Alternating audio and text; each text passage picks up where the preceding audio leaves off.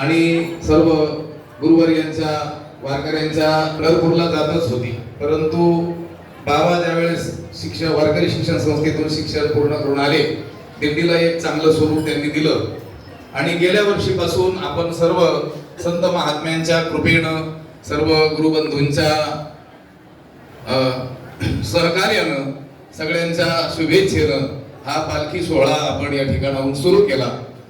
आणि पाहता पाहता एक वर्षभरातच आपल्याला या वर्षी शासनाच्या मानाच्या दिंड्यामध्ये काय मिळालं, स्थान मिळालं.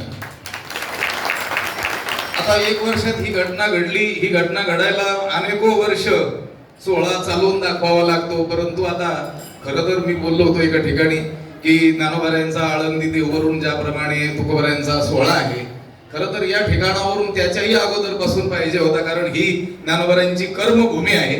इथून ज्ञानोबाराय जगाला ज्ञान देऊन मग समाधिस्थ होण्याकरिता आळंदीला गेले.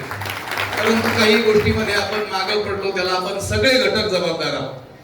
अथपासून इथपर्यंत जेवढे घटक आपण आहोत तेवढे सगळे जबाबदार आहोत. पण मला वाटतं ज्ञानोबारायांनीच आता ही मरगळ दूर करण्याचं ठरवलेलं असावं.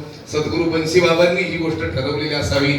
गुरुवर्य पूजनीय गाथामूर्ती राऊत बाबा असतील, पूजनीय राम महाराज असतील, पूजनीय उद्धवजी महाराज असतील, आमचे पूजनीय गुरुबंधू गुरुतुल्य असलेले माऊली महाराज असतील, पूजनीय गुरुवर्य भास्करगिरीजी बाबा असतील, अशा सर्व संत महात्म्यांच्या आशीर्वादानं आणि बळानं, वेळोवेळा त्यांनी दिलेल्या प्रेरणेमुळं आपली ही गंगा पुढे पुढे जात आहे.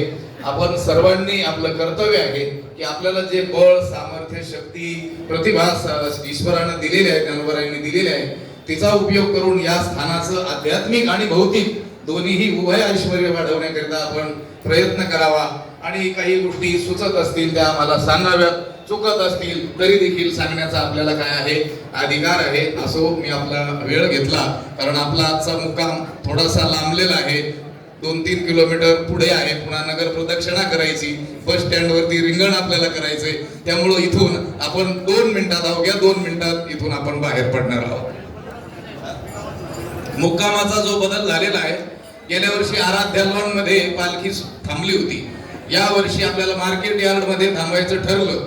पुन्हा बदल होऊन त्या मॉलच्या शेजारी असलेल्या मोकळ्या पटांगणामध्ये, आणि पुन्हा एक बदल झाला. पण आता हा शेवटचा बदल आहे आपला विकास फर्निचरच्या बाजूला. पण आता आपल्याला जायचंय संत ज्ञानेश्वर महाराज महाविद्यालयाच्या पटांगणामध्ये.